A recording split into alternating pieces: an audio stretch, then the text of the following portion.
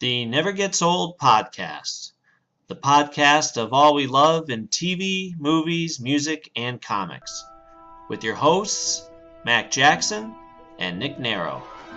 Look for us on YouTube and Facebook.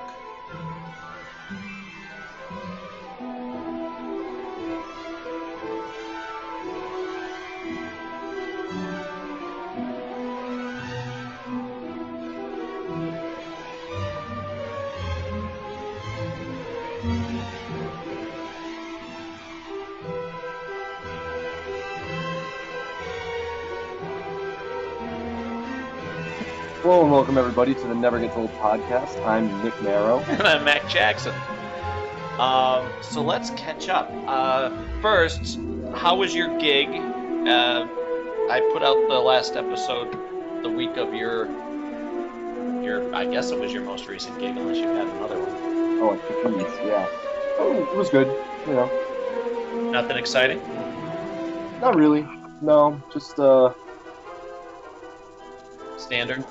you know, played how we played, and it was okay, I guess. Yeah. Did you do any new songs? No. No, we haven't been working on, you know, it's hard now because Coop has a baby and we're all pretty busy, so obviously. Yeah, you just stick to the ones you've been doing. Yeah, for now. Yeah. It's nice to have your set list, though, that you feel comfortable with. Yeah. You know what I mean? Like every so now and again when I break out a new one, I'm thinking, well, if I feel gutsy enough and, you know, if it doesn't go over well, most people don't know that it didn't play the way I necessarily wanted it to play. Right. And being my own worst critic, I'm okay with that. It's just something, well, all right, got to do better next time. Yeah. Type of deal. And your giant fun trip, which I took a lot of pictures of at Disney. Oh, it was awesome. Yeah? Yeah, it was so much fun. Like, I can't even put into words, you know, how much fun I had, and how it just felt like such a relief after so long to finally go. So, Yeah. I don't know. It was good. How was the travel? It was fine. Well, the first day, actually, I guess it wasn't that fine, but it was.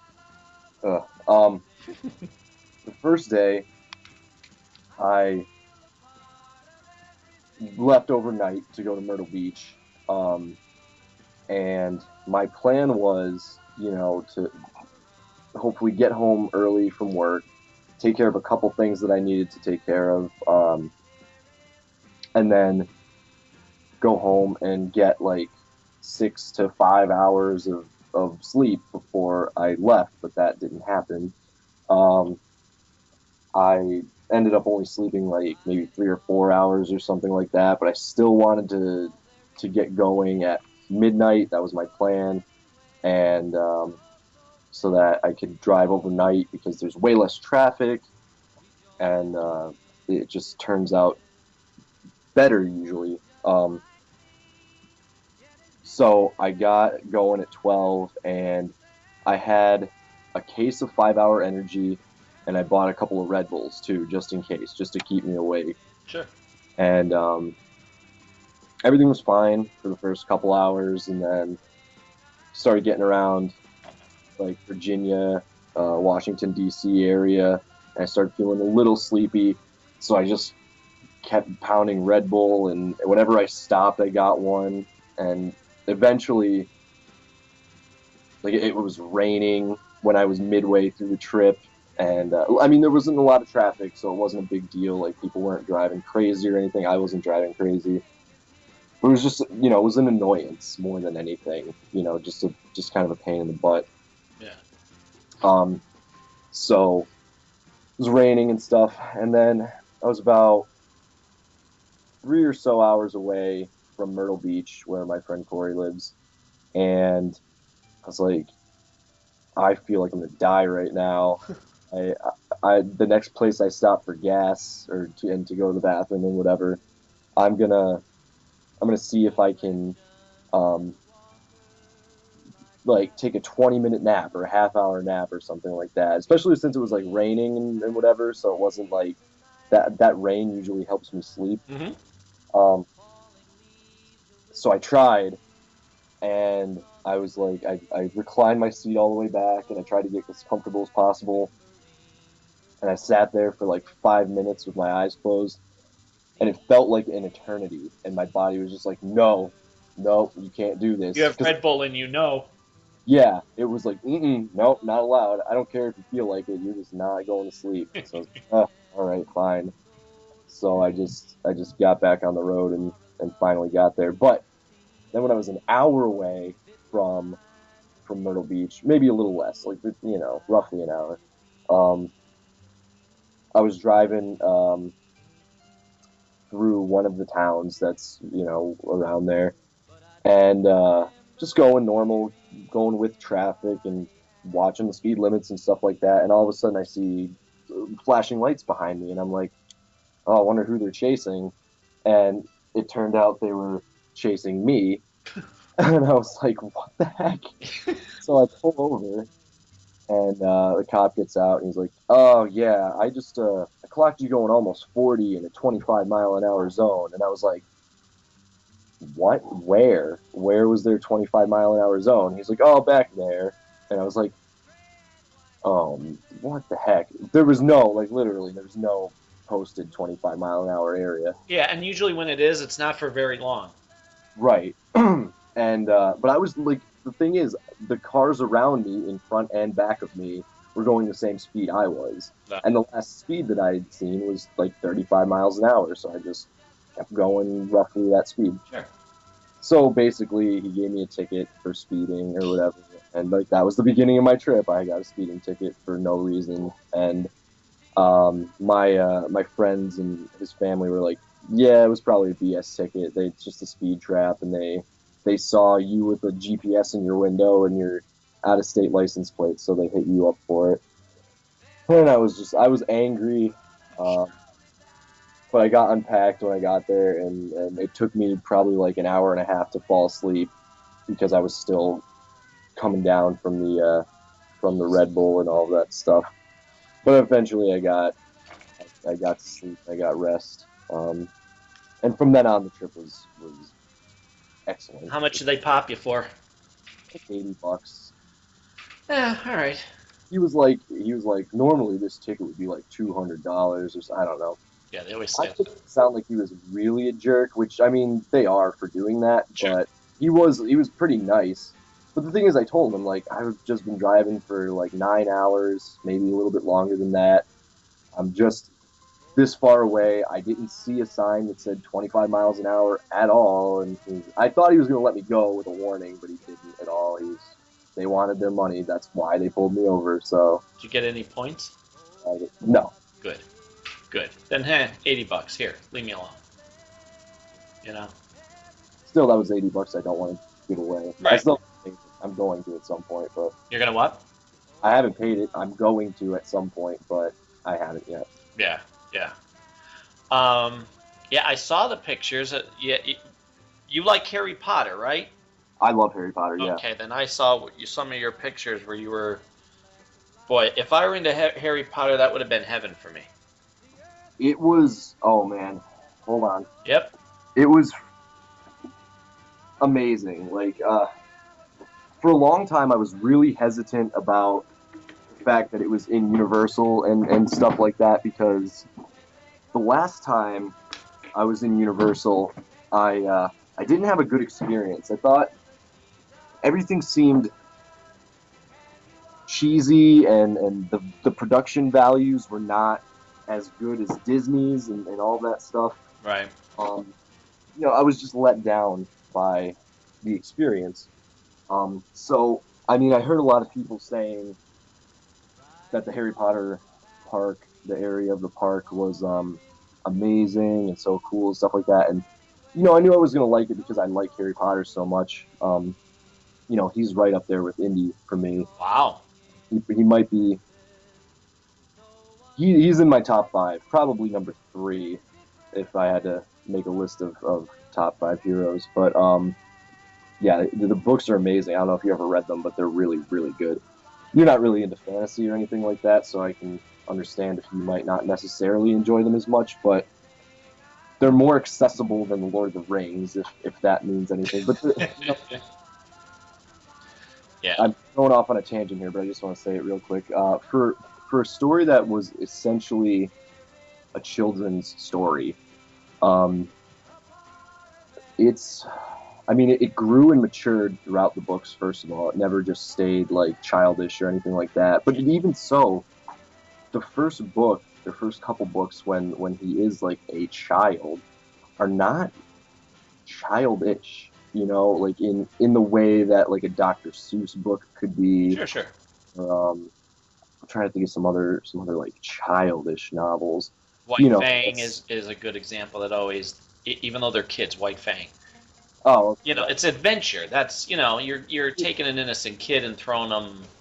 yeah, I mean, if you like adventure and fantasy and stuff like that, like they're fantastic books. They're amazingly written. The story is solid. You're never like, oh, dumb. Like it's really. I'm actually rereading the series right now.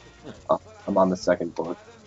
It takes me a little bit longer just because I have to keep finding the time, and I always grab like 5 minutes here, 5 minutes there. But Sure. um, but still, like I just started this week. I'm already on the second book. Um, but anyway, back to the park.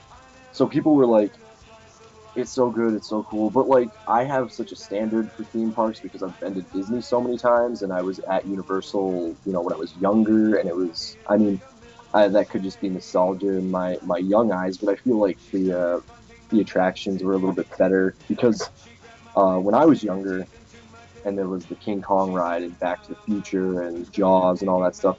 Majority of the stuff was animatronic, uh, so it just was more real because it was real instead of um, 3D screen or something like that. Right. And so I was worried a little bit because, like I said, the last time I went, I was disappointed in the production value of Universal. I felt like a lot of the screen stuff when you did like a certain attraction and it had a 3D screen and the animation and all that, I felt it was bad. It just didn't look right. It looked crappy, to be honest. Like it looked like it was a crappy theme park ride that was trying to be good. Um, but this time around, I don't know if they fixed everything. They must have, because everything that I was disappointed in last time, I had a really, really good time with this time, and it looked better. It was done better, um, and the Harry Potter park did not disappoint at all. Um, it was so fantastic. Their attention to detail was amazing. The people that were like in that area that were dressed up and they were supposed to be like, there was nobody that were supposed to be Harry Potter characters, which I think was smart. But they were people that were supposed to inhabit that world, like other wizards or shopkeepers and people in the castle and stuff like Do that. they stay in character? Yeah, yeah. Love that. Love It was great. I mean, it was great. It was really, really good. Like you felt like you just walked into that world, and that was good. It was a little bit smaller than I thought it was going to be, but I heard they're expanding it more, so that's cool. Because in the pictures it looks enormous. Right. When you're there, it's still pretty big, but I didn't think it was. I still was just like, I was taken aback by how much it wasn't as big as I thought it was going to be. And the ride did not disappoint me at all. It's one of the best rides I've ever been on. It scared the crap out of me a million times. And we didn't have to wait that long to get on it. I think that was probably one of the longest waits we had, and it was roughly 40 minutes. It wasn't too bad. It's nothing. And to me, when you have like a 30 to 40-minute wait in one of those rides in either Disney or Universal, it doesn't bother me as much because the line generally keeps going. You're always moving at that wait time. But also, you get to see all this stuff, all those little details they put into the ride when you're walking around. Like for example, in the Harry Potter ride, the big ride was in Hogwarts Castle, which is the main castle of the book, and the movies obviously. And you're just zigzagging around all the corridors and stuff in that you read about or seen in the movies, and you're looking at little things, and it's just all these little details that are fantastic. And there's always stuff going on too. Like they have, I don't know if you've seen the movies at all, but in the wizard world, the pictures of people move and can speak too. Well, I think they could speak if they're not alive anymore, but whatever. Regardless, the pictures can move. And a lot of, in the castle, there were pictures and paintings talking to each other. So there was always like something entertaining to see, where if you had no weight whatsoever, you might just breeze by it. But instead, catch them. So it was good. The other thing about like Harry Potter was butter. Wait, your microphone's cutting out. Oh, I'm sorry. Is it better? Just I'll let you know. You talk. It was, for whatever reason, I was getting little bits and pieces. Go ahead. Okay. Is it better now? Mm-hmm. Okay. Yeah. So the other good thing is butterbeer, which is a drink, obviously from the books and movie, and it was one of the most delicious things I've ever had in my entire life. I'm fairly certain there's heroin in it, but obviously I can't say for sure. Thank you, Disney. I'm hooked on butterbeer. Universal, yeah. It was like a butterscotch cream soda mixture with a whipped topping on top. It was just really, really good. Ooh, yeah. And I made it a couple times now since I've been back. I found a recipe online that's supposed to mimic the park recipe. I saw your post where you were saying you were spending the weekend trying to make that stuff up. No, I didn't make it up. I found it online. You know what I mean, like create it. That's. Yeah, I did it. I made it a couple times now, and it was good. It was different than the park, only in that, I mean, the flavor of it was exactly the same, so that was good. But they have a different consistency for theirs in the park. Like I feel like it's more, theirs was a little thicker, like more like syrup, whereas mine was a little bit thinner. And I don't know if I just haven't found the right proportions to make it in yet, because the recipe was very, once it came to combining different things that you had to make, it was very loose. Like the mixture that you have to concoct is very specific, and everything. But then once they're like, take this mixture and put it in this, they're just like, just do it, So it's like you kind of gotta figure it out on your own, I guess. But still, it turned out really good, and that's probably I guess it's gonna be my thing now, because I don't really cook that much, and by that much I mean ever. I'm really driven to like try something that most people wouldn't, and I'm good at it, I guess. So this is probably gonna be my thing. Cool. It's this weekend actually. Friday, I was getting ready to go. I was eating dinner with my family, and we had other family over, having pizza or whatever, and I was getting ready to go, and as I was leaving, my mom stopped me, and she's like, "Wait, you're leaving?" I'm like, "Yeah, I'm going out. Why?" She's like, "I wanted you to make butterbeer for everybody," and I was like, "How am I gonna do that? We don't even have the ingredients anymore. I used them for the last time I made it." She's like, "No, I went out and bought everything." It's like, well, next time, I guess. Oh, that's excellent, though. Yeah. She likes it too? What's that? Does she like it too? Oh, yeah, I guess so. I guess she liked it a lot. She actually got me into reading Harry Potter, so... Because when the first book was out, I mean, I was like 12 years old when it came out, but it didn't start gaining steam until I was a little bit older than that. And I think I might have been like 14 or something like that. So just like right above the age where it probably wasn't cool to read it or anything like that. But she kept insisting that I read it. She was like, "It was a really good book. It was a really good book. You have to read it." And finally, I gave in and read it, and couldn't put it down at that age, and then read the second one, read the third one, and then I didn't read any more because like the movies started coming out, so I just saw them, and I didn't read the other books. But then eventually, when the final two movies were coming out, I went back and read the fourth, fifth, sixth, and obviously seventh book, um, and then saw the final movie. And now I'm just gonna go and read them through again because it's been so long that since I read them that now I'm even so it's like almost reading them for the first time, even though I know what happens generally because the movies follow the books they're pretty closely. They didn't change a ton of stuff, so I have the general idea, but it's all like the little minute details that I'm getting, and I'm like, oh, I didn't realize this came up this early, or this was there.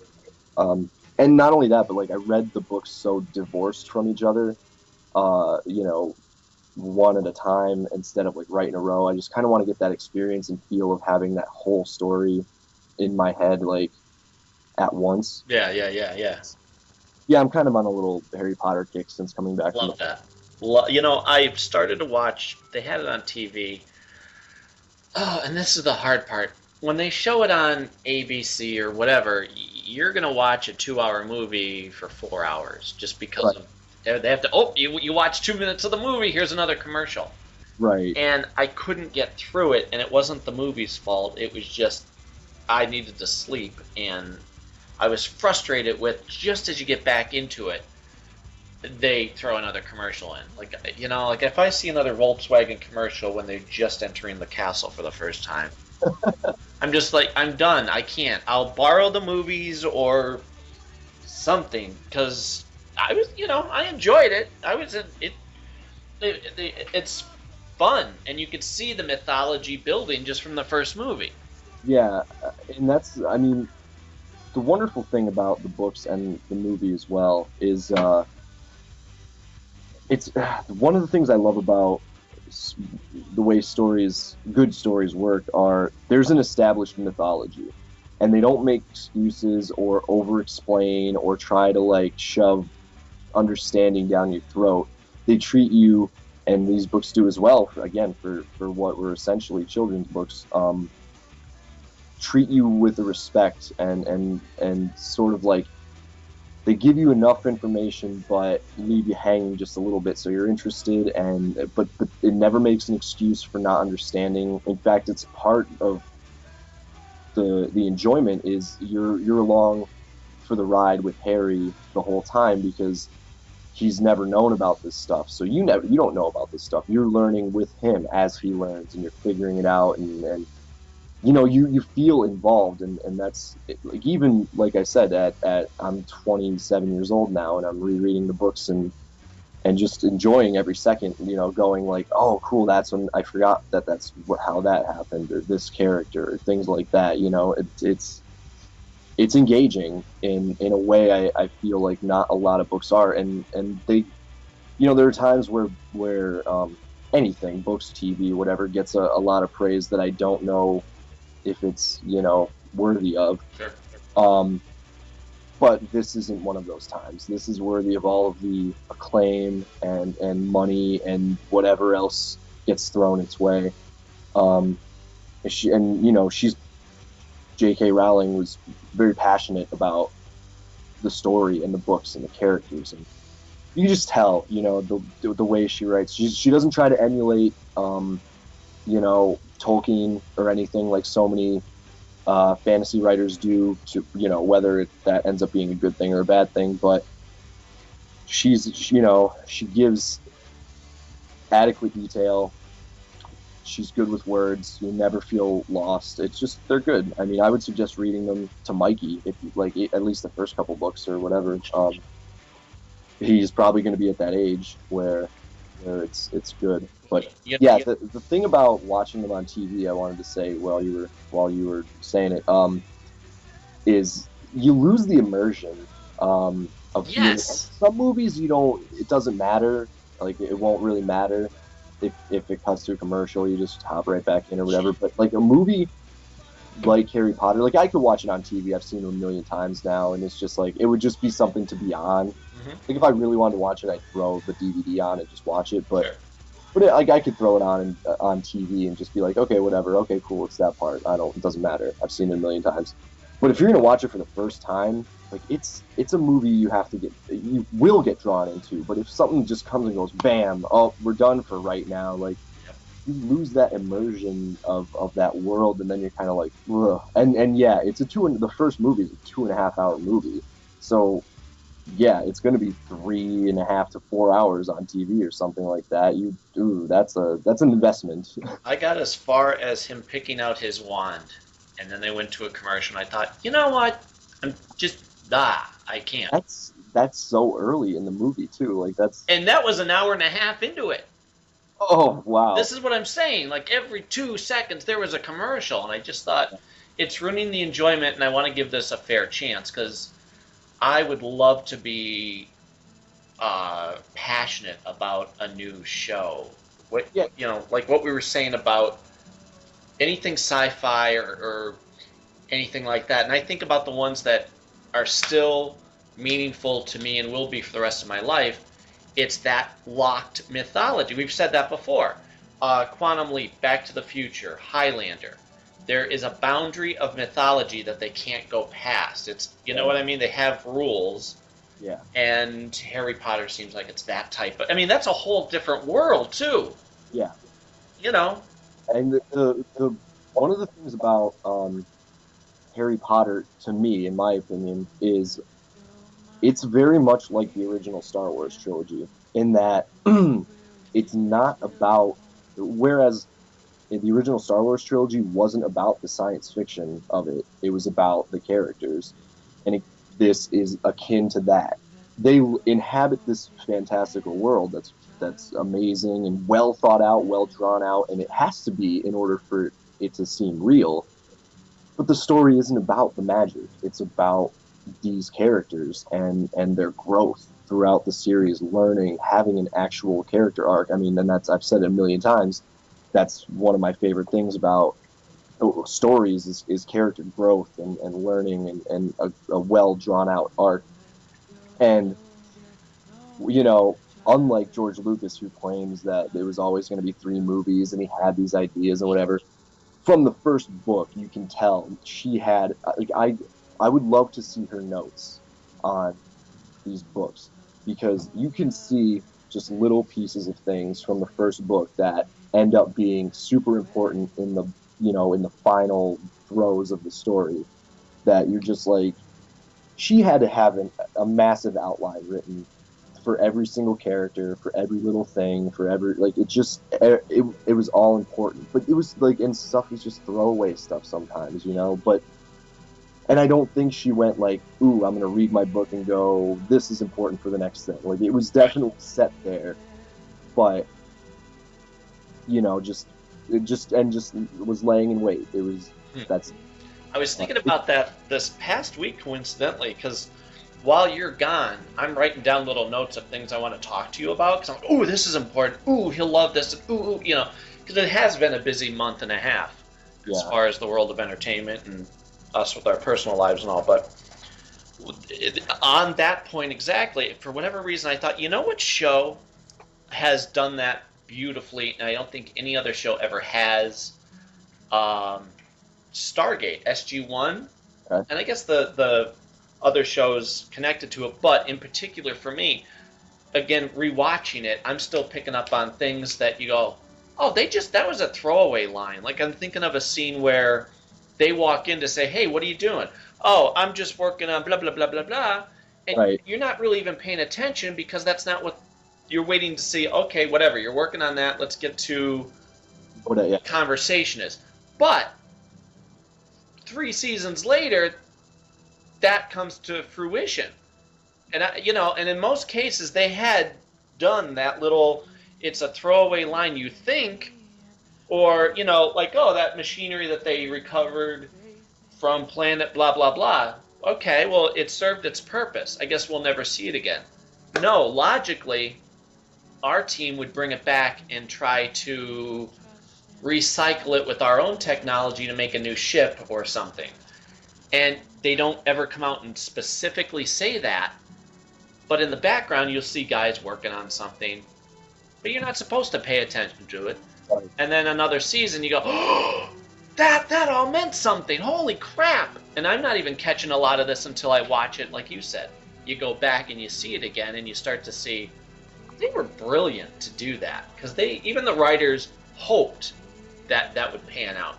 Yeah. You know, they write an episode or pitch an idea, and the other writers in the room might say, nah, not right now, or take that element out or whatever. And in a lot of cases, it panned out. Yeah. You know, I love that. That's smart, forward-thinking writing as opposed to episode by episode, or in this case, book by book. Right. It's rewarding in that way. Mm-hmm.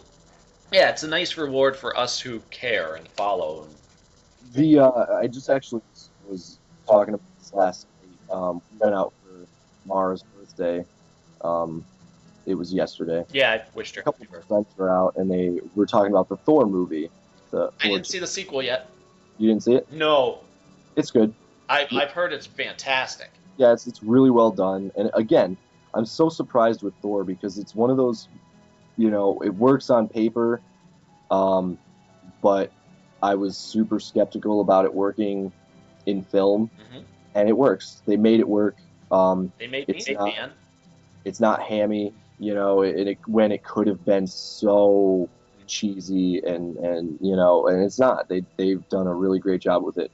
But I don't need to harp on or even say anything about the second Thor movie. But the point of our discussion was, you know, they said, and these were two non-comic reading friends of ours, and they were like, we really enjoyed the movie, but we felt like, you know, if you hadn't seen the Avengers movie, you might not have gotten a bunch of references or jokes or things like that.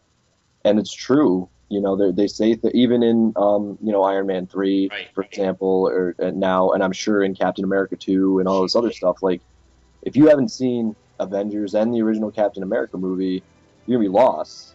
Not lost totally, but you just miss out on a bunch of stuff that would have been great to, you know, little Easter eggs or whatever. Not even Easter eggs, just little bits. Passing comments. They do that on S.H.I.E.L.D. Yeah, exactly. I like S.H.I.E.L.D. I'm having a good time watching it. It's not the greatest show I've ever seen, but I like it for what it is. I really enjoy it for what it is. When I want to talk about that next, but go ahead. Okay. Well, we could talk about it right after this. Yeah. The point was, I said, you know, that's the smart thing, though, is they want you to have seen all those movies, and they're putting them together in that way, so it's like you're seeing one after another, and it builds onto this bigger thing, which is, you know, it's unprecedented that it's been done that way, you know, ever. I don't know that anything's ever done that with crossover movie characters and stuff like that. It's, you know, this is historic kind of in the world of film. Absolutely. Even in TV, I think that they haven't really pulled that off too much. Like, they have spin-offs and one-off here and there with characters crossing over sometimes and whatever, but Stargate was the only one I could think of that really...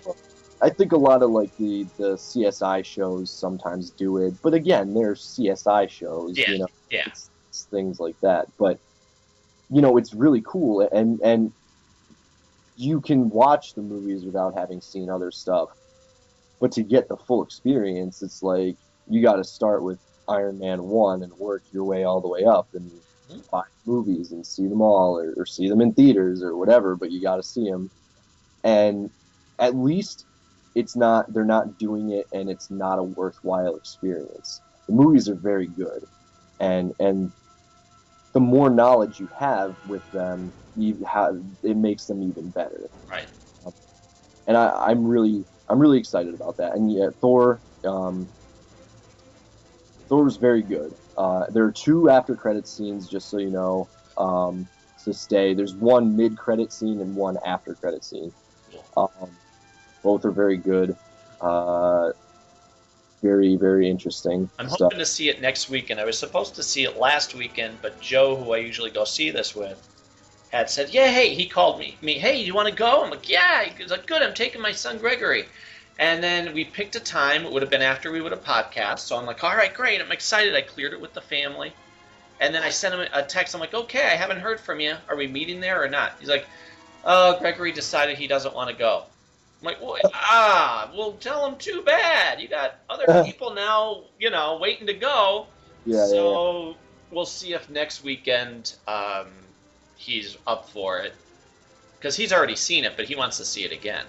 Oh, okay. And if he doesn't go, I'll find somebody else to go because I got to see this freaking movie. Yeah, it was good. Yeah. It was really worthwhile seeing. One of the things that I want to go through sometime in this conversation is new TV shows, what you're thinking of them. But tying into it, you're enjoying S.H.I.E.L.D.? Yep. Me too.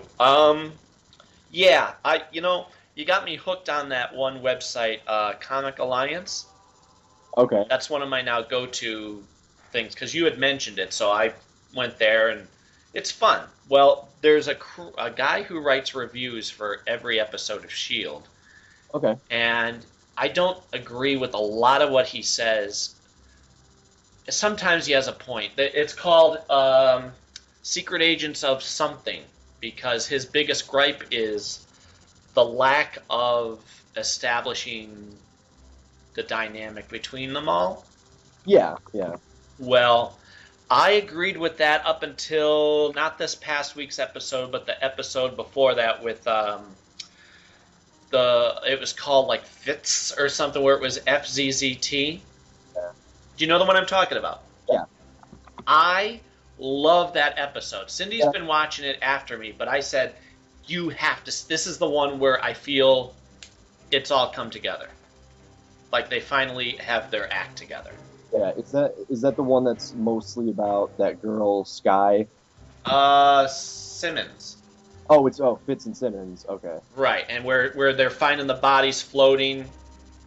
Well, I mean, I did read the same. I read the same sort of like critique, which was these characters are only defined by what they do on the team and not who they are, and blah blah blah. And it's like, it's only been 4 or 5 episodes. Right.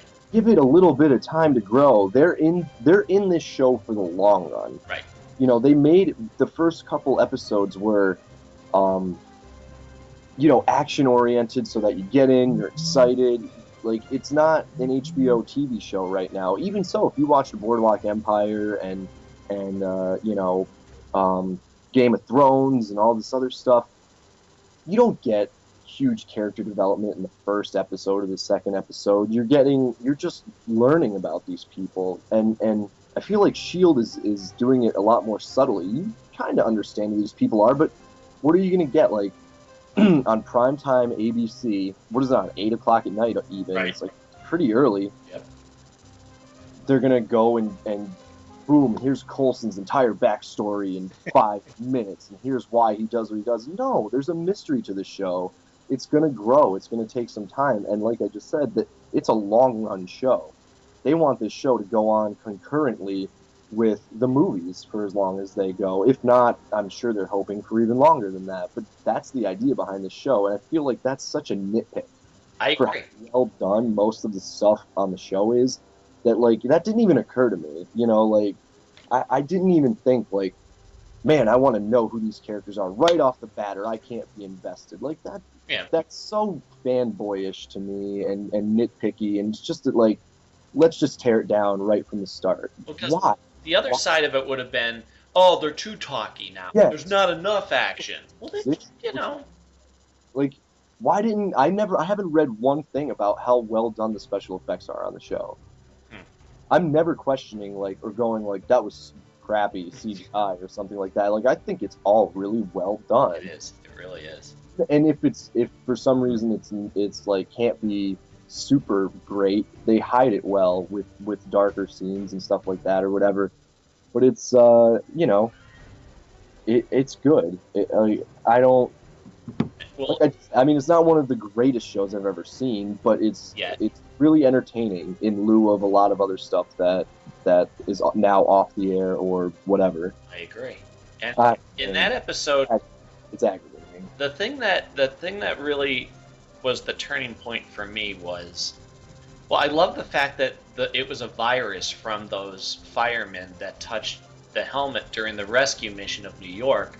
That was a great tie-in. It was subtle. It brought you back to the Battle of New York. Yeah. And, okay, so that's a cool after effect. Oh, and the guy, he was going to die, and there's nothing Coulson can do about it.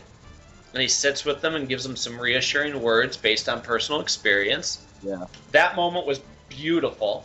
It was touching. It was really, right. Yeah, it was moving. And then, so that enough would have made that a great episode. But then, holy crap, the innocent girl has it too.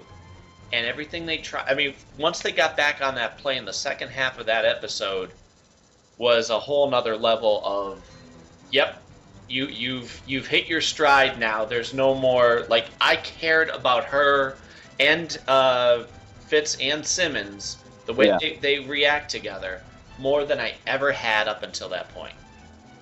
And the fact that she's going to throw herself out of a plane. Yeah.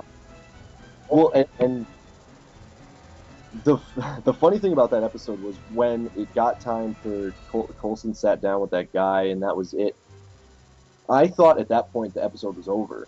Like, Right. I felt like it was already an hour, and I hit like the guide button on the TV, and it was like, "There's another half hour of the show." I was like, "What?"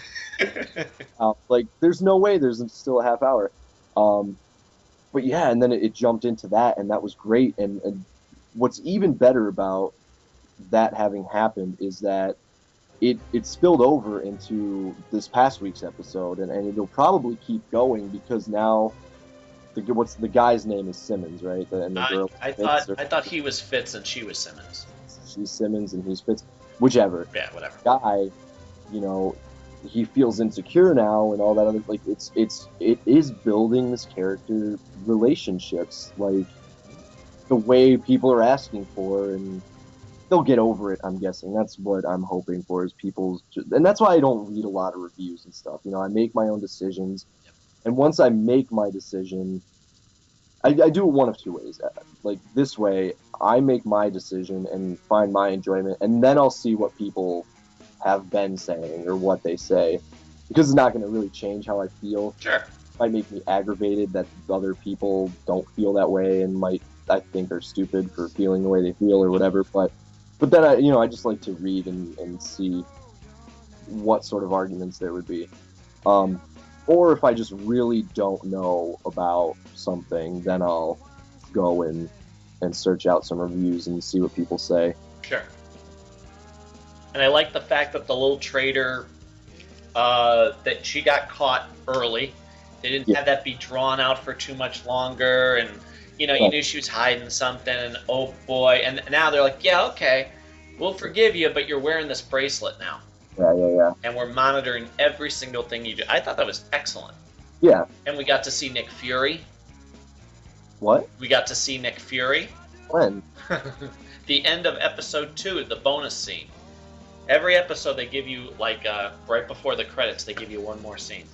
Oh, I didn't even know. With the episode where the plane, they had to put a hole in the plane to suck out all the bad guys. Yeah. At the end of it, it's Nick Fury shows up and is dressing down Coulson, saying, what did you do to my plane? And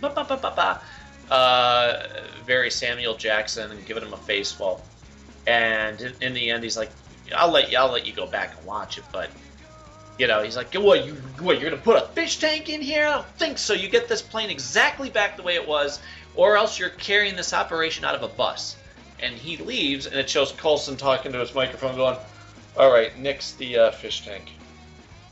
Yeah, and I read that where they give you little teases. Yeah, I must have missed that. I don't know how, but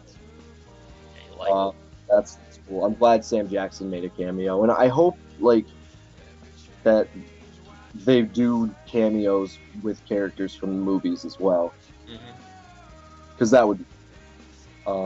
the other thing I guess you're excited about, I'm excited about, the announcement of the Marvel Netflix shows.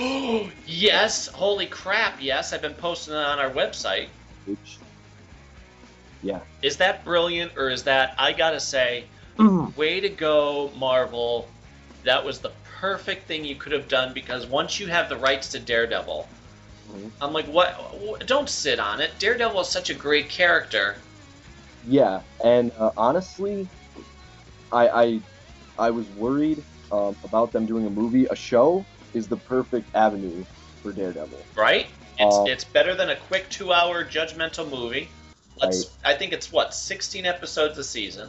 Yeah, yeah. Ha ha ha ha. I mean, honestly, to be honest with you, I think all of the characters, the comic in general, as much as I enjoy the movies, any of those characters are far more suited to a great hour-long drama, as opposed to 2-hour films. Yep.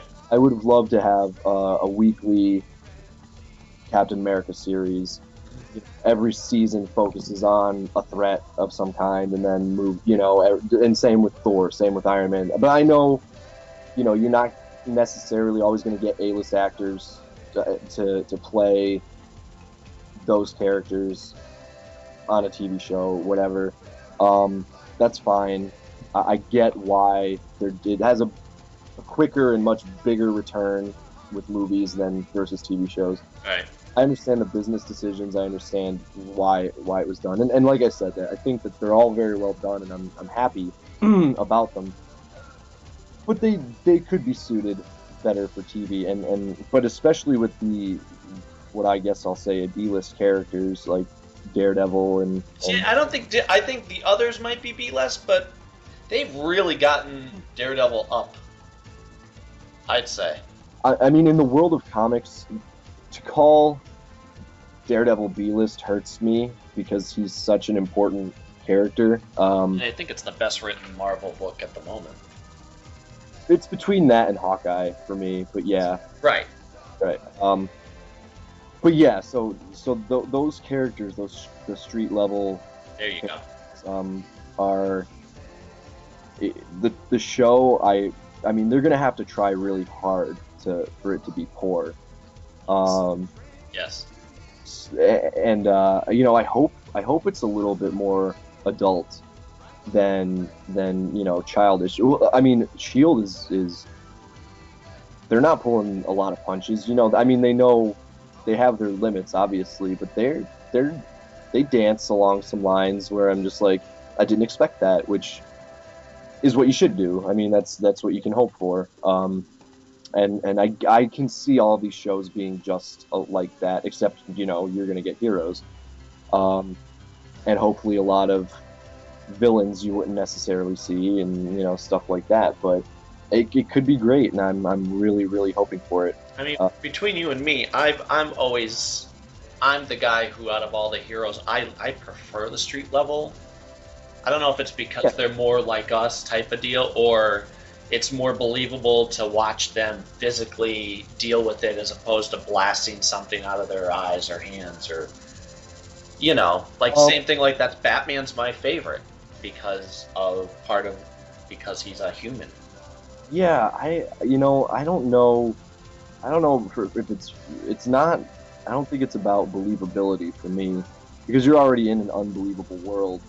But what I think ends up happening is when you have a character that's not a god or a man in an iron suit or a big green rage monster or whatever, the writers tend to have to be far more clever with their stories. So right. The stories, like for Daredevil, the stories for Spider-Man, even a lot of the stories for Captain America and Batman, they tend to be more thought out, more complex too.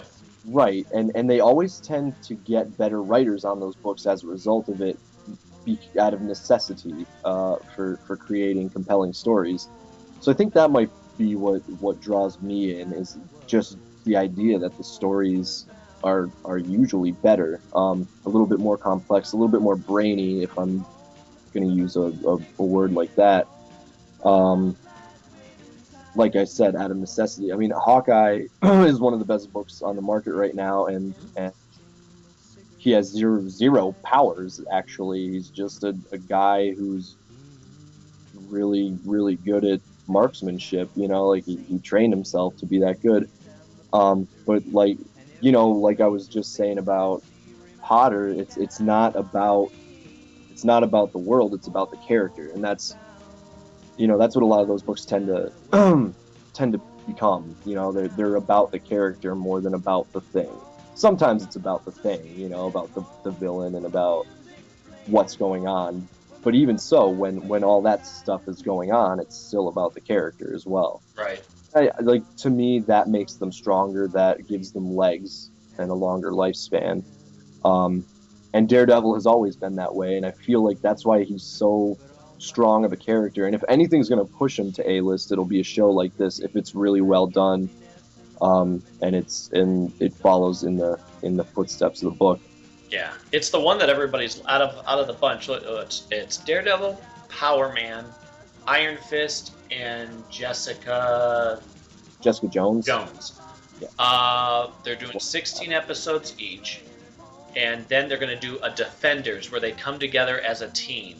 Very cool. And they work out of from what I've read so far, it's like they Daredevil's the leader and gets them all together, I guess, in his apartment, and you know, then there's a whole season right there, which you know this is going to go over well. Yeah. And hopefully it'll just continue more seasons after that. Yeah. Holy crap, it's brilliant. I couldn't ask. I don't want, you know me, I prefer a series over a movie. Right. So I'm so glad there's no. Give me more. Give me episode by an hour. You know what? You got 8 hours right there. Yeah. Holy crap! Or no, what? It'd be 16 episodes.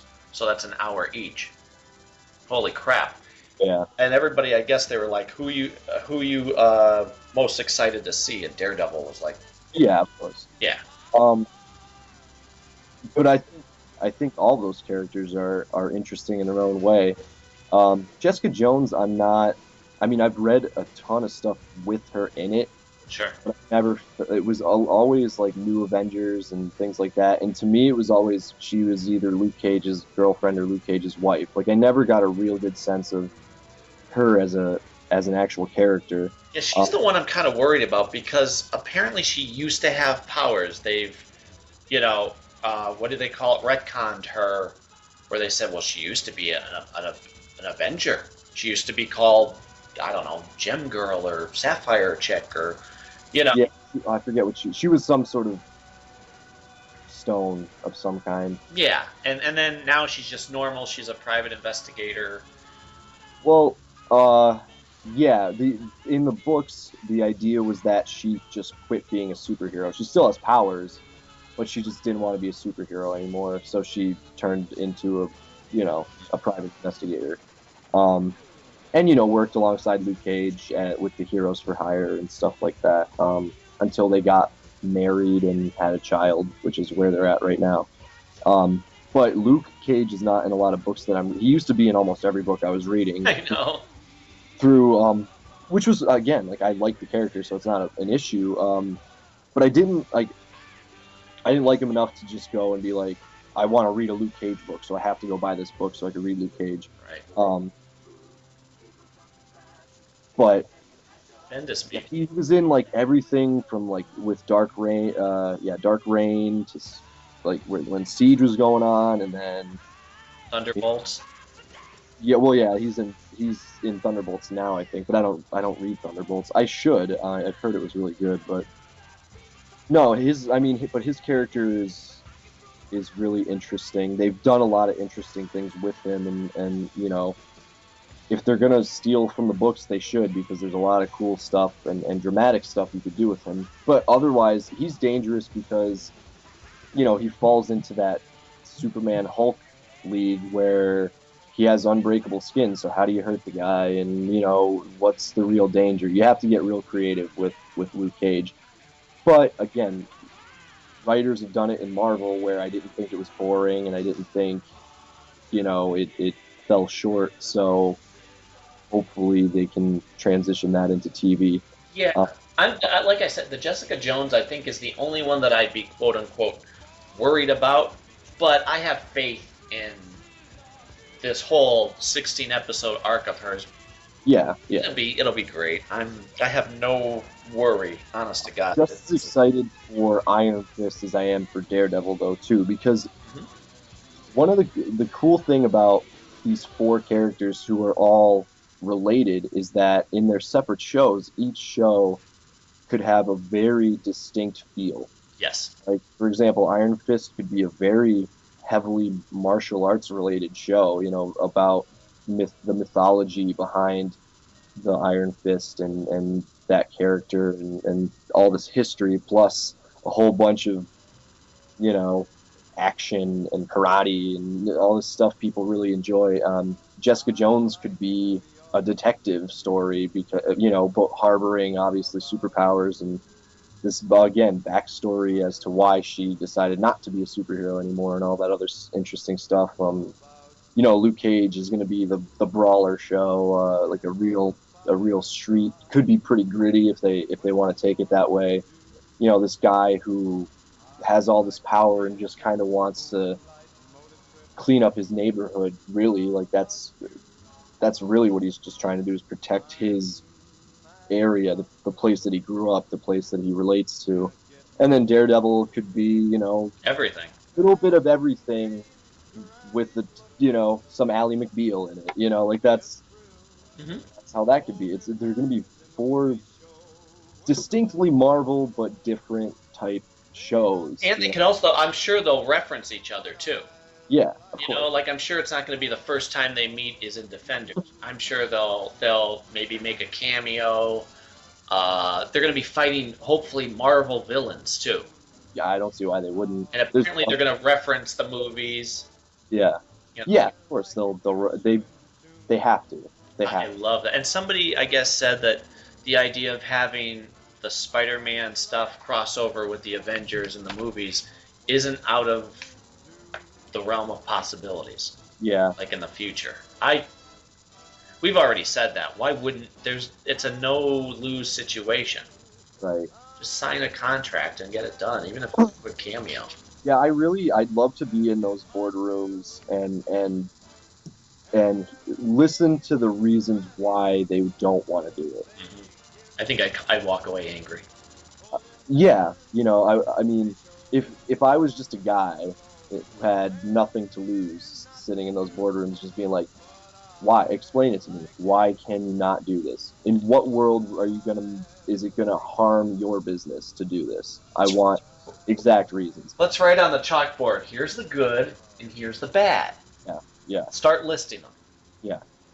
So exactly, it's one of those things that you and I and the rest of the world are, because we're not involved, and the people who are involved are probably sworn to secrecy, are never going to understand. But I'm so curious. I want to hear why. In 20 years, if it doesn't ever happen in 20 years, I want to hear why it didn't happen. Like I want to understand. I need that information in my brain. Yeah. It's so illogical and stupid that wrap my head around it. Makes me scream. So hopefully enough. There's enough like chatter about it that they can hopefully fast track it. All you need is one person to go, guys, come on, sign a contract, make it happen. Nobody's saying control over the character. We just want to show Spider-Man swinging by in the background, or have a conversation with Captain America about possibly,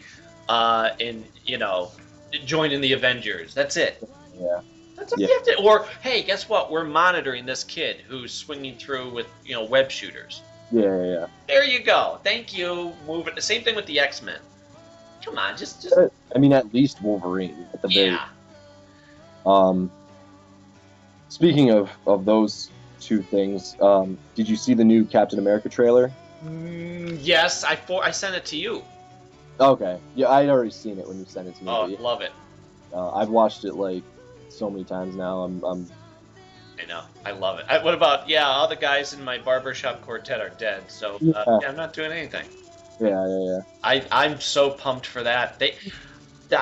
We are in the golden age of comic book entertainment where it seems like the world has finally caught up to the stuff for years. Like technology has caught up enough that there's no reason why they shouldn't pounce on it. Right. You know? Well, it's not just that. I mean, like I've said a million times, I can't even read stuff from the 70s and 80s Me too. anymore. Just, it's not the level that it is now. Everything seems to have caught up. The ability to tell good and compelling stories with these characters via the original medium of comics, and now transitioning that into movies as well, with people who have grown up loving and understanding these characters. Which is great. It's a perfect time. I don't know. I mean, technologically, the the comics couldn't have been done justice 20, 30 years ago. Right. Um, so I'm glad the few mishaps that they did were only a few and didn't really kill the idea completely. Yep. Um, I was watching, but not to cut you off, but I was watching accidentally a couple minutes of Batman and Robin last night. It's talking about killing things. Holy crap! I get angry when I see it. I post on Facebook. I'm like, Batman and Robin from 1997. I hate you, you terrible, terrible movie. But go ahead. Yeah, I mean, even if they had been able to pull off some sort of Avengers movie in the 80s or in the 70s or whatever. I don't know that the content, if they were to follow the books, if the content of the books would have been able to have transitioned, if you know what I mean. Like it just wouldn't have made a good movie. Right. I don't think they made great comics, and especially for the people who are really into those eras.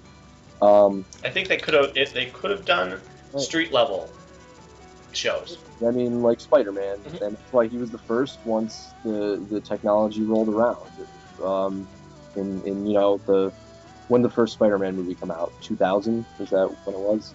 It was 2001 because the original trailer showed the Twin Towers, and that once they fell, they had to change the trailer. So yeah, and then that's why he was the first guy, basically. I mean, they did Batman, and that was,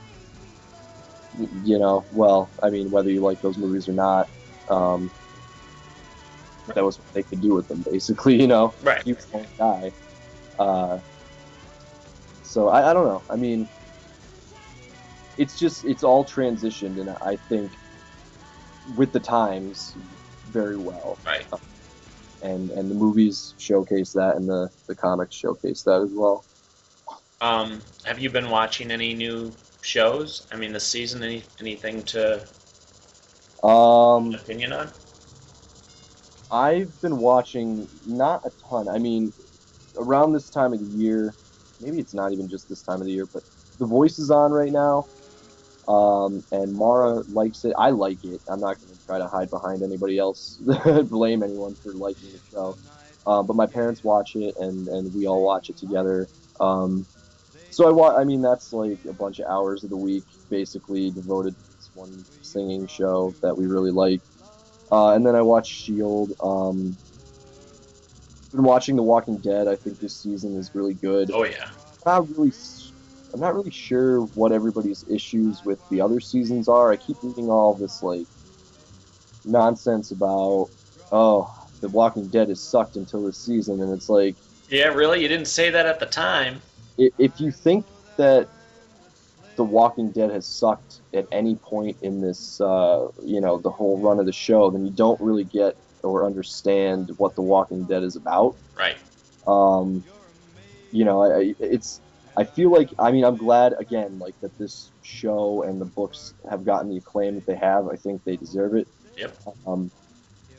But I feel like a lot of people have just watched it just because it was popular, or, for whatever reason, I don't think as many people like it as say they like it. Because it's very it's very much in the spirit of the books. Like, there is a lot of the book where there's not a zombie thing that happens at all, you know? Like, it's not, because it's not about the world. It's about the people in the world. Yep. It's a, you know, it's a redneck drama that happens to have zombies in it. That's what this show is about, and I think it's been good from day one. Yeah. And I mean, have there been exceptional episodes? Have there been better seasons? Yeah, but I think they're all still top quality. I really don't think anyone has been, you know, less by a great margin or anything like that. So yeah, I mean, Walking Dead has been good. This past week's episode was with the reveal. I don't know if you watch it or not, but the reveal at the end. Oh yeah. You just see that and you're like, well, if everything else bad that happened wasn't bad enough, here we go. Here we go. And you know, a great show will do that. Like, that's the idea. Herschel really shined this past episode. Herschel's been shining this season, Yeah. I think. But I mean, the performances by everybody on the show have been really great. Unfortunately, Glenn got kind of the short straw this season because he's been saddled with getting the sickness, really. But we're gonna lose him. What's that? I thought that this past episode where he's like coughing up his own blood, I thought, oh, if they kill him this way, you just drop the ball because he deserves. If he's gonna die, let's give him.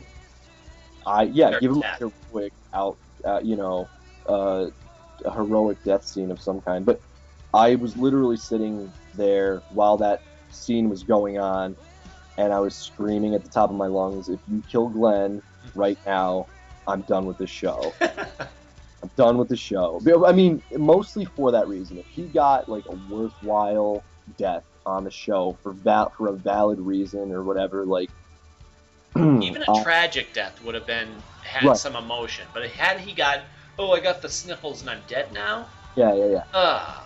That may have made me drop the show. I was very, very close. Because Glenn is one of my favorite characters from the book, and I just. They killed Andrea off, and that's one thing. Her character sucked on the show anyway, so I don't care as much. Yep. I'm more disappointed in the fact that her character sucked so much on the show when in the books her character is awesome. Yep.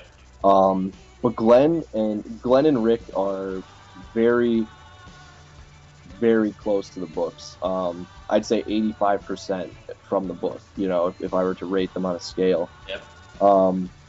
And they should be, for as long as this show goes on, the two characters that survive, because, sorry, spoiler alert for anyone who doesn't read the books, they are still the two that are alive from the very beginning of the book. They were like the first two characters in the book, and they're still alive currently, as far as I know. I was going to say, I don't want to spoil anything for you, but you have to catch up.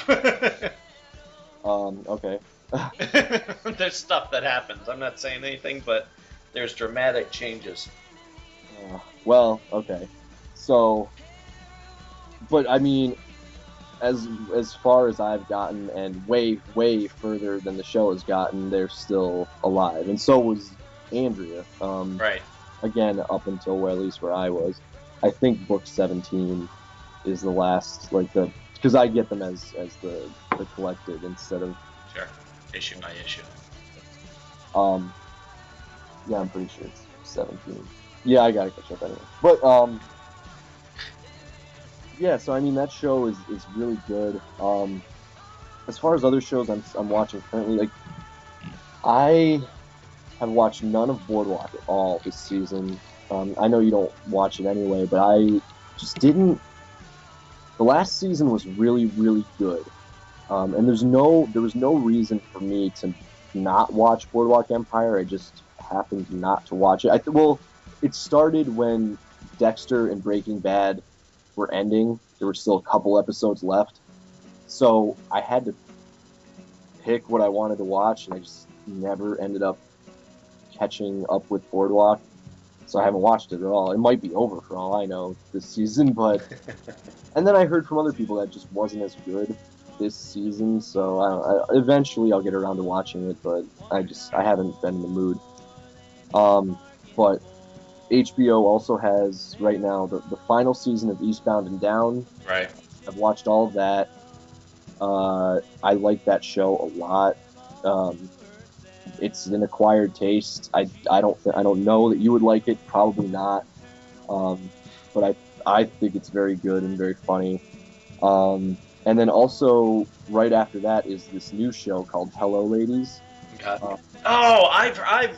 I've read about it, and it looks like it's hilarious. It's Stephen Merchant, who is Ricky Gervais's writing partner, but just as, if not funnier than Ricky Gervais.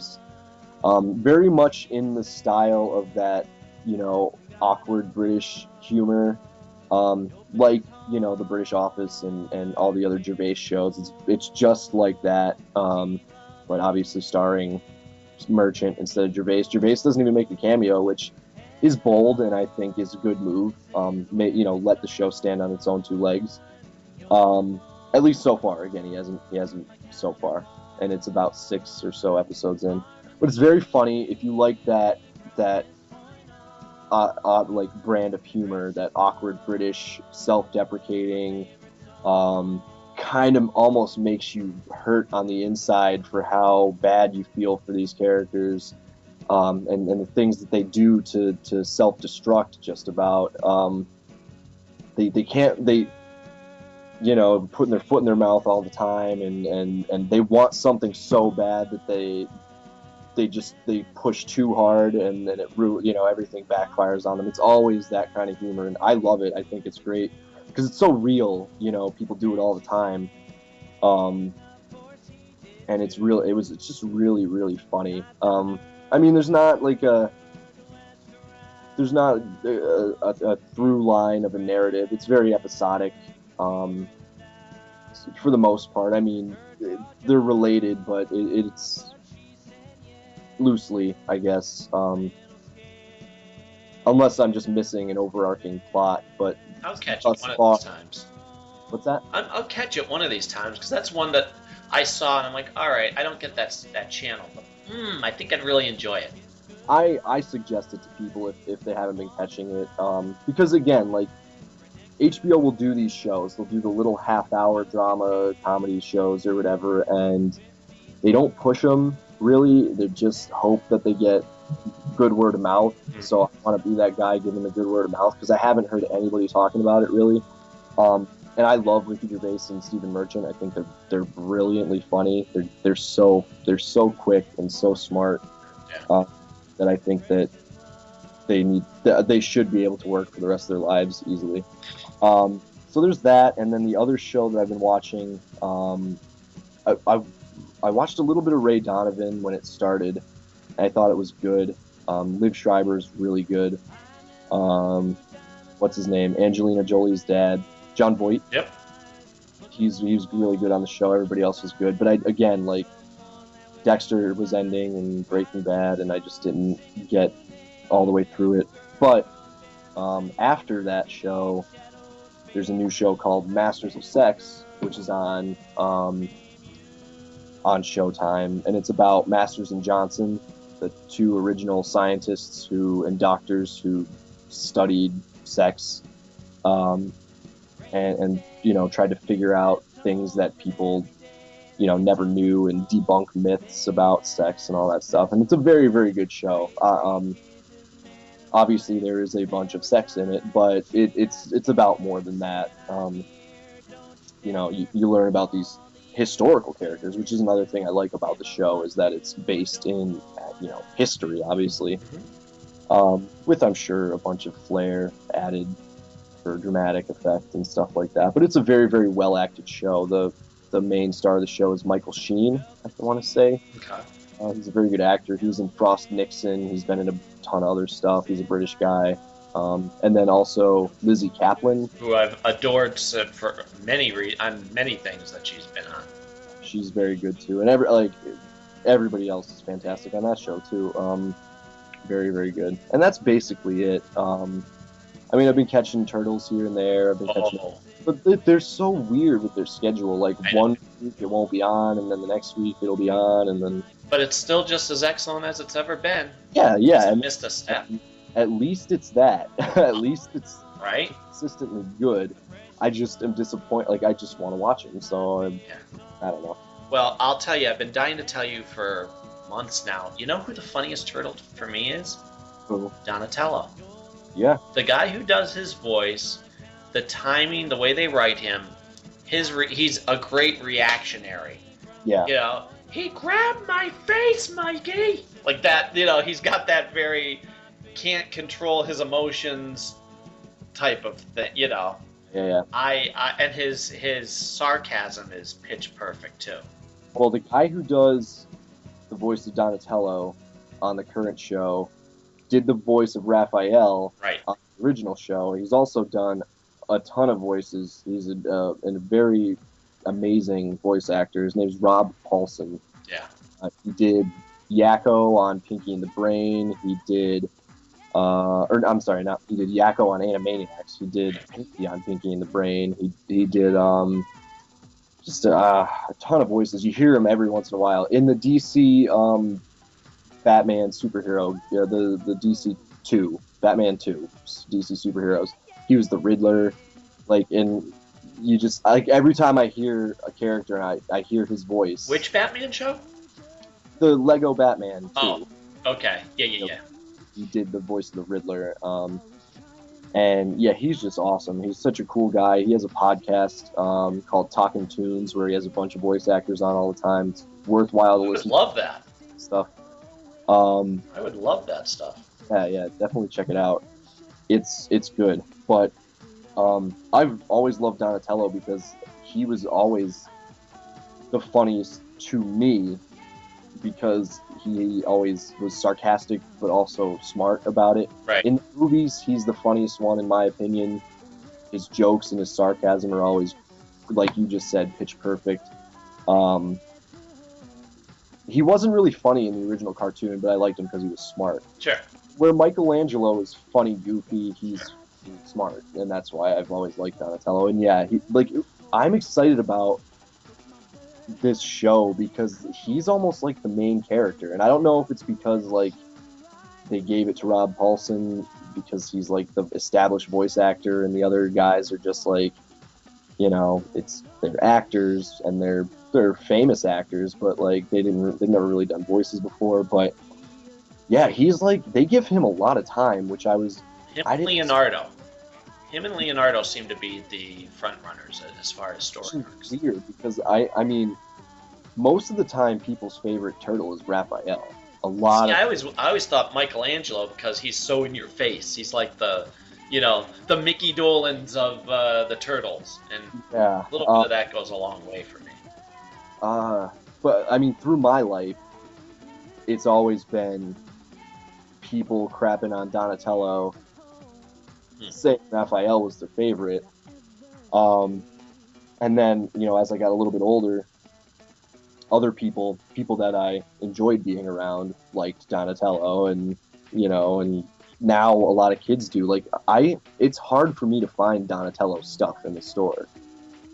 What's always left over is usually Leo, which is typical. He's the wet blanket generally, which is unfortunate for him. He's the Scott Summers of the Turtles. He's the straight man. It's hard to be the straight man in a show and be completely liked all the time. But yeah, Donatello stuff has always gone figures. I was lucky enough to find they sell plushes, big like cuddle plushes that are like, yeah. Mikey has Leonardo.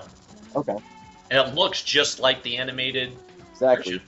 And I have Donatello back there on my shelf. And he was the last one. I found him at Target, but there was no Michelangelos at all. So that does speak to Michelangelo's popularity. Either that or they don't ship him as much. I don't know. But since then, I have not seen anyone but Leonardo. Not even Raphael. Definitely not Donatello. Huh. Which stuff, they're always gone. It's always sold out. it excites me. Like, I'm glad I'm not looking for that stuff. It's like I don't want it, so I'm okay. But We were at a Halloween party, because it was just Halloween, and we had a couple to go to. We went to Cindy's cousin's birthday / Halloween party where the kids dress up and we dressed up. We went to McDade where they had a yearly thing. And then obviously for Halloween itself, we didn't go door to door because the kids had a cold and it was rainy, so we went to the Civic Center where they could just run amok with other kids. right, And we were having Mikey dressed up as Everly was Minnie, Mikey dressed up as Leonardo, okay, so I figured you'd be proud. I am. Cindy was like a cat. She wore like a leopard type of thing, and I was various uniforms of Jack O'Neill, depending on where we were. The one McDade thing, I was all in the gear. I had the gun, And then when it was more casual, I dressed in just the normal BDUs, the button-down shirt, and so it's not that big of a effort. Yeah. But one of the conversations we had at each party, we were talking about, oh, this show's great, and this show's great. And it didn't matter if it was Walking Dead or whatever, but we always mentioned how great the Turtles is. Yep. And we're talking to adults now. We're not talking to kids. We're saying if you want a funny show that is great for kids, but also to the level of adult humor that you're going to laugh out loud, we were pushing the Turtles. Yeah. And so, I like you, I am so thrilled that everything is being sold out and on such a great roller coaster ride right now. Yeah, it'll have its, like you just said, roller coaster. It'll have its ups and downs, like it has since the beginning. But I always feel like, there's going to be these generations that keep growing with it and keep loving it, and it'll keep, once this dies down and something else takes its place for a little while, the true fans of the show will take the reins of the Turtles in a few years and then bring it back, and it'll hit with the kids again, because everyone who's ever been behind it has loved it. And I think right now it's hit such a comparable level. Like, I can't see anything that's been done as well turtle-wise as this. You know what? Like, years from now, they're going to refer back. Well, is it as good as what we have right now? I'm so thrilled and excited to see every episode. Yeah. I mean, and again, it's still in the early stages. It's only season 2, so I hope the kids keep growing with it and enjoying it for a good couple of years at least. Yeah, and it's such a great, franchise. You know what it hasn't done, which I'm thrilled about, where the original show did? It hasn't lost its street level. Even the original comic went off the rails, where it starts with them, they're hidden they're the shadowy group that live under New York sewers. Well, then eventually, and think about the cartoon too, they got all sci-fi.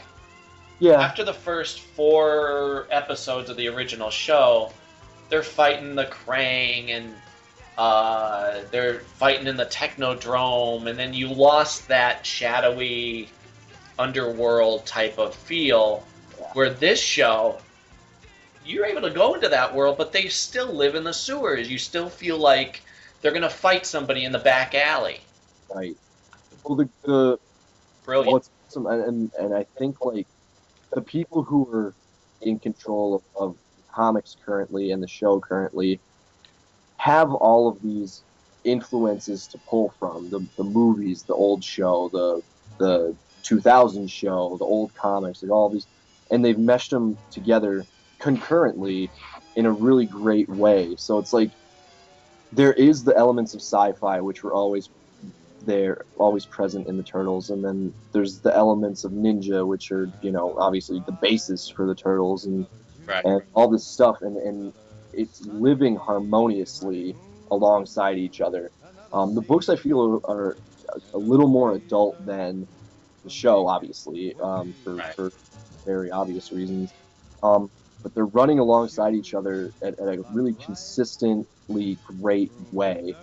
Um, and yeah, I'm really digging both of it. Like I haven't been reading the comics and going, oh, this isn't as good as the show. Like they're both on par with each other in different ways, and they're both doing similar things, divorced from each other. Um, Mm-hmm. you know, the show I think just brought in Casey Jones. I haven't watched the episode I yet, but haven't gotten there yet either.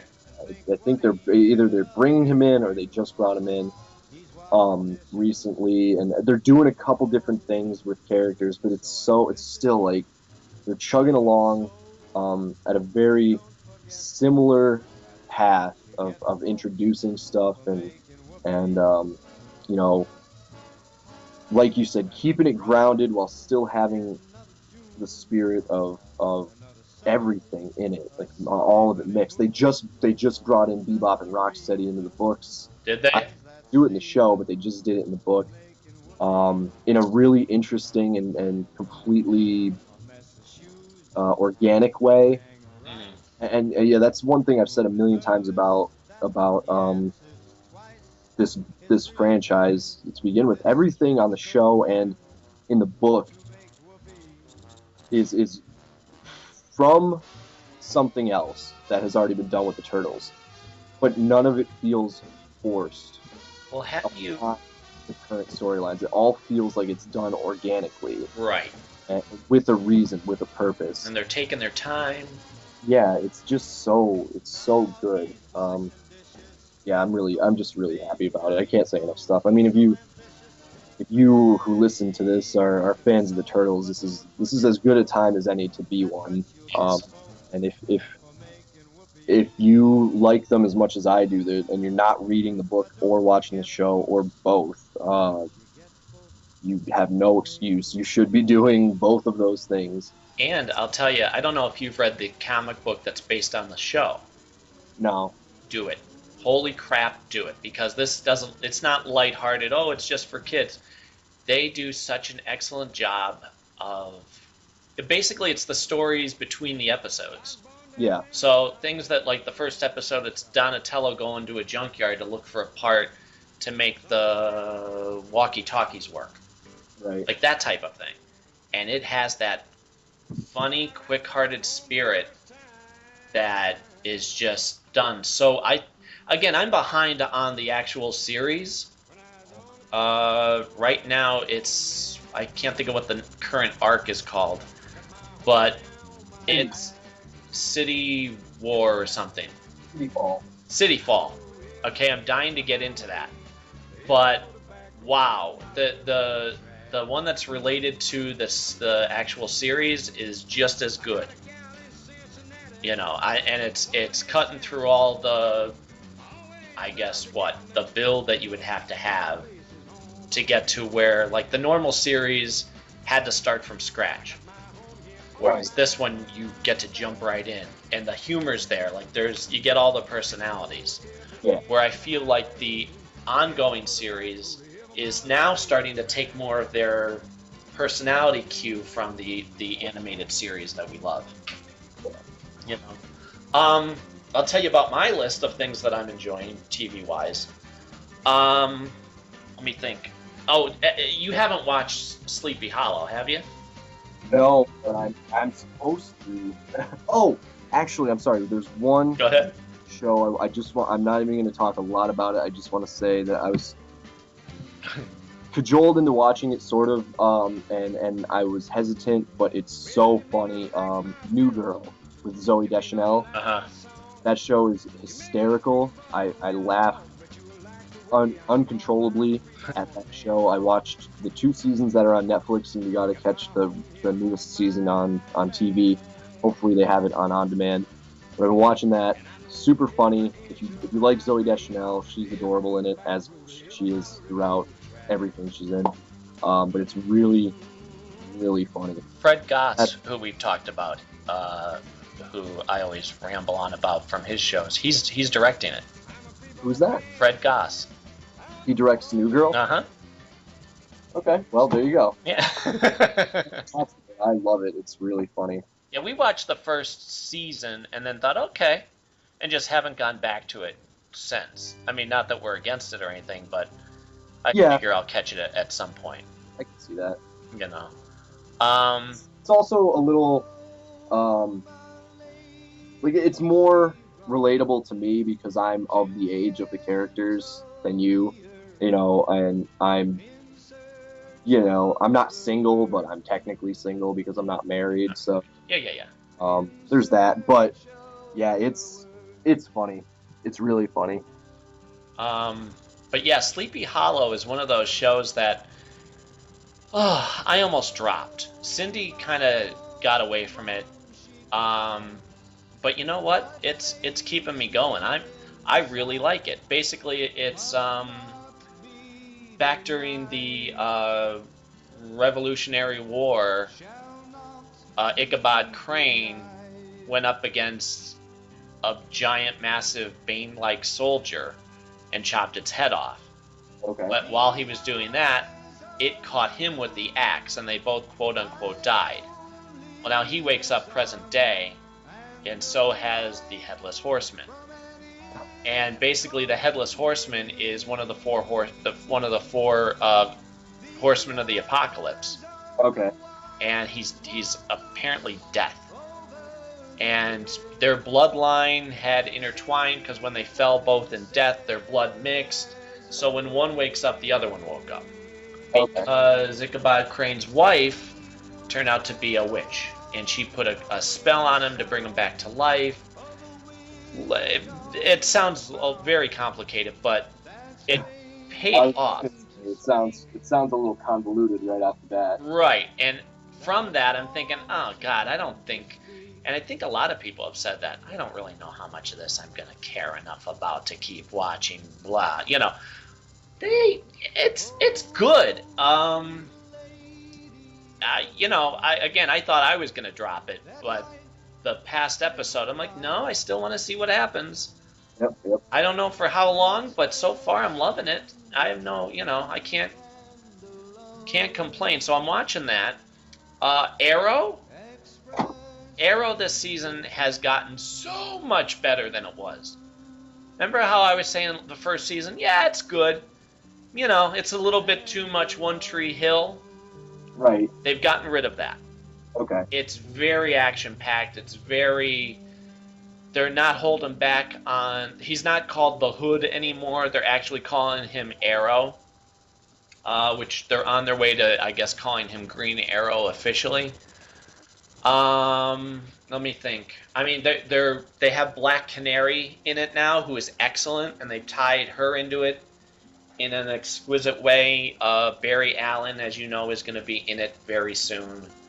They've actually talked about, and this now spins into a different thing too, the rumor is they're going to have Nightwing on the show. Oh, okay.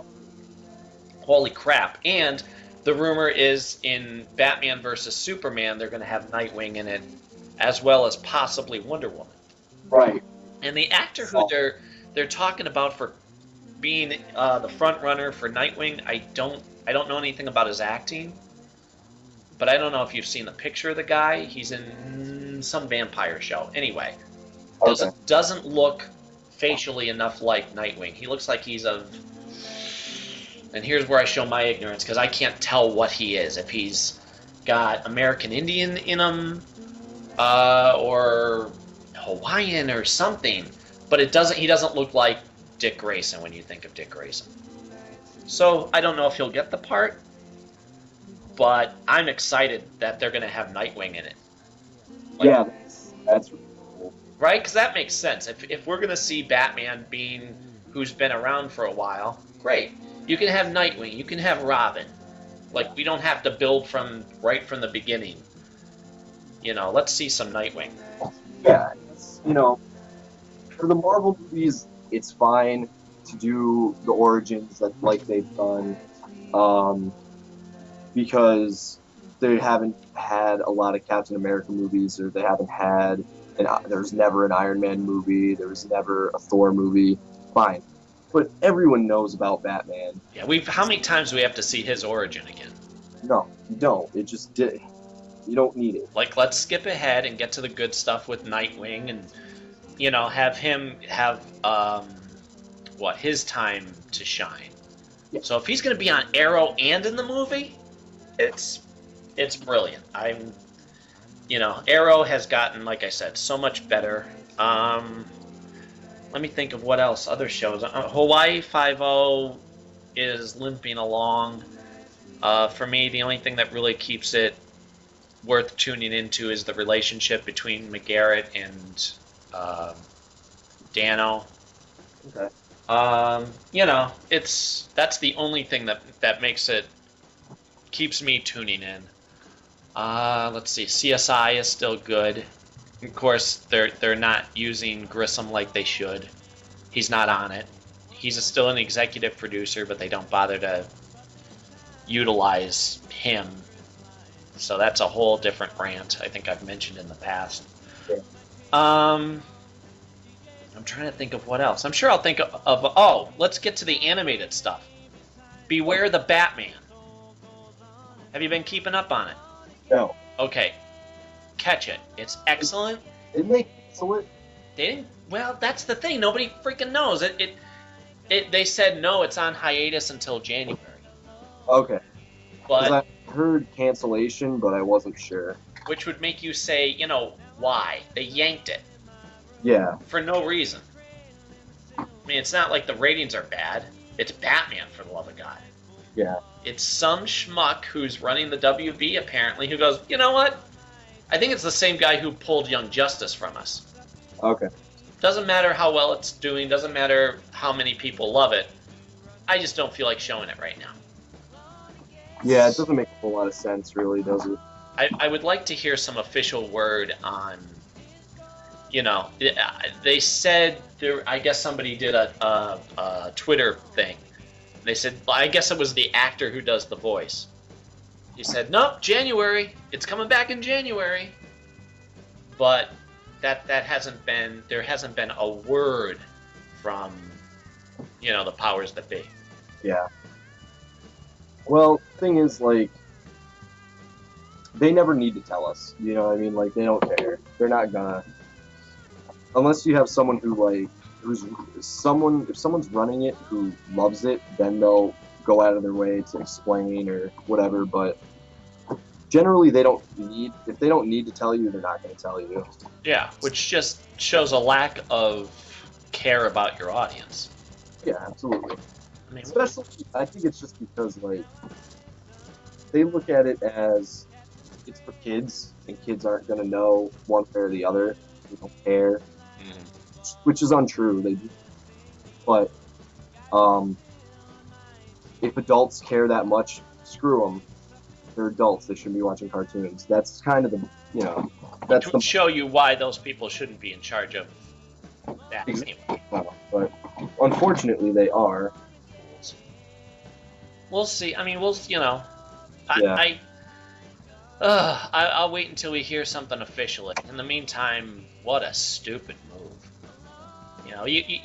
That's the thing about Batman. There's always going to be Batman toys. There's always going to be a Batman show because he's the most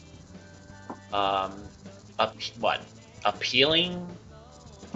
There's always a market for it. You really can't go wrong with Batman. Right.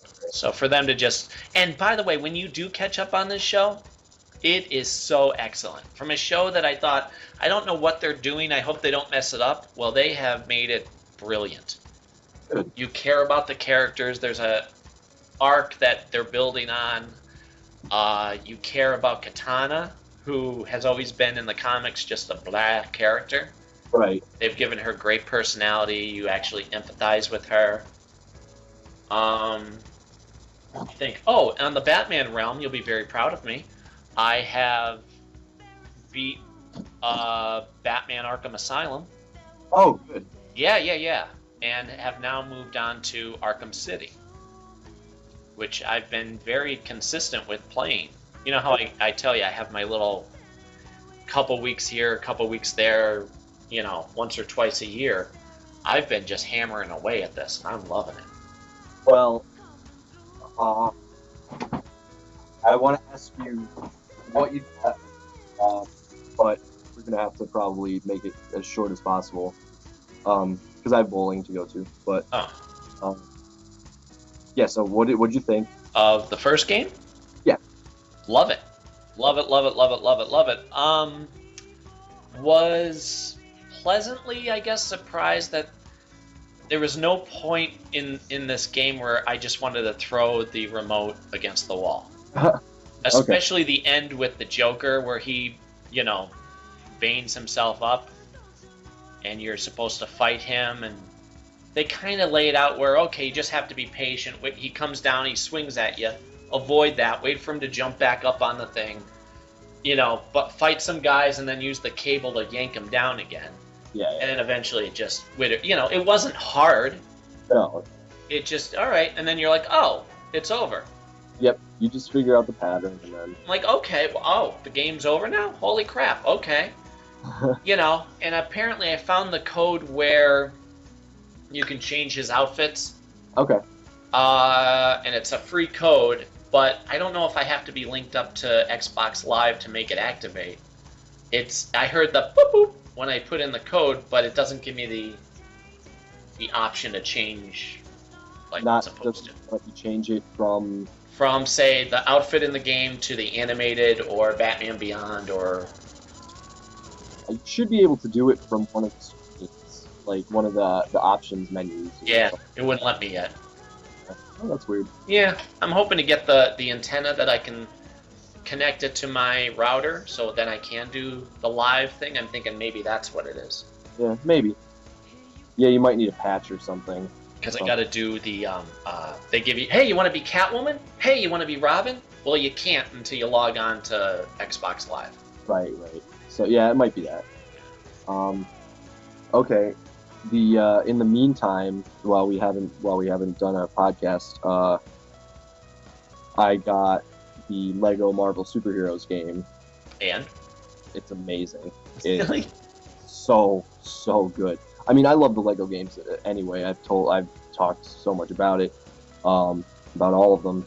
This one is so good. It blows the Batman ones out of the water. Wow. I mean, maybe that's just for me because I don't have a love for the DC characters in the way that I do the Marvel characters. Sure. But this one has, just about every single person you could possibly want. You're never stuck in a mission or in the story mode with the same characters, and it doesn't feel like you have to do all this nonsense stuff just to get through the levels. Like for example, in the Batman games, or the one that I played, the second Batman game, you were always Batman and Robin with maybe one other character, and the only way to get through the levels was changing the costume, and if you didn't have the right costume, you had to keep going back and forth between your different outfits and all this crap just to hit switches and go through stuff. No, they give you who you need to do all the stuff, and you do it, and it's great. It's funny. The level designs are awesome. The powers the characters have are great. The animations for all the characters and the voices are fantastic.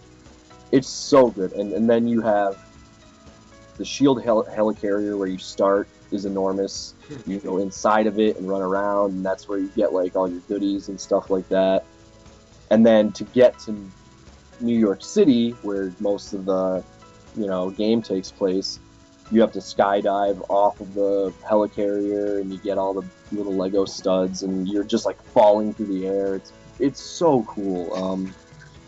And then you could be Iron Man, you fly around the city, and much like Batman, you have to go to the areas to open it up so you could see what's there, like on the map and stuff. You played the second Batman game, right, or no? I haven't played any of the Lego ones. I have the first one, but I'm waiting for Mikey to get reading before we start into that. Okay. Well, you'll find out, but you should probably just play like the Marvel one on your own. It's so good. Yeah. And then there's a bunch of side missions that you do, and you get more characters. There's like over 100 characters in the game. I still haven't found half of them. And I haven't played in a while because I've been so busy. But it's a lot of fun. I beat the story mode, and then I've just been flying around as Iron Man, opening up areas and finding characters. And I did a couple side missions, but I still have to go back through all the story mode again and get all the extra things and stuff like that. I haven't even done that yet. And I've probably put, a good 15 hours into the game, and I only have 30% of it done. So there's a lot to it, and I'm excited to play it. But well, don't forget those Batman games. I like it. Oh yeah. I'm dying for you to get to those. PS2 to do that. Yeah. So again, it's time. Oh no, I know. I'm trying to give everything the appropriate amount of time. Yeah. But unfortunately, I am out of time right now. All right, I'll tell you about. I'll tell you next time. We went for Indian food. Okay. I'll tell you about that next time. Remind me. And I'll tell you more about my Disney trip next time as well. I have many more questions. What? It's your turn for the song, though. Oh, is it really? Yeah. How about since can you do the Harry Potter theme? I knew you were gonna pick that one. I will find it, and yeah, I'll play the Harry Potter theme. Well, you heard the Harry Potter theme coming in, but you'll hear it going out again. Sorry, it was just off the top of my head. No, it's funny. As you're talking, I'm like, he's going to pick the theme, I swear to God. But, it'll fit in with all this, just since I talked so much about it earlier. Yeah, absolutely. Fitting. But, yeah, all right, everybody, I have to go. Sure, so. All right, we'll see you guys next week. Keep the comments coming. We've had some great ones. I'll have to share them with you next time. Okay. All right, bye, everybody. See you later.